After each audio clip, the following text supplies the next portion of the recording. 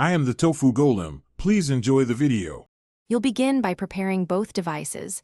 Make sure your Apple Watch is on its charger and above 50% because the update can pause if power is low. On your iPhone, connect to a stable Wi-Fi network and stay close to the watch, since Bluetooth transfer happens locally. Then open the Watch app, tap General, and choose Software Update. Once done, tap Download and Install to start fetching the update.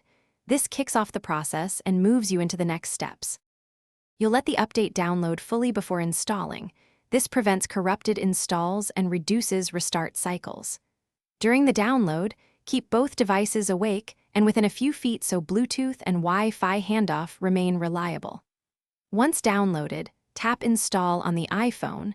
The watch will show a progress circle and may restart several times, which is normal. Make sure it stays on its charger and that you don't interrupt it. Interruptions can extend downtime or require a retry. After installation completes, you'll see a final restart and the watch will resync settings and apps. Wait until the watch shows the watch face. Then check settings, right arrow general, right arrow about to confirm the watch OS version. If progress stalls for more than 15 minutes, restart both the iPhone and watch to refresh connections and try again. If the update still fails repeatedly, unpair and then repair the watch from the Watch app. That resets the connection and often clears persistent update errors. Thanks for watching. Consider subscribing if we helped you today.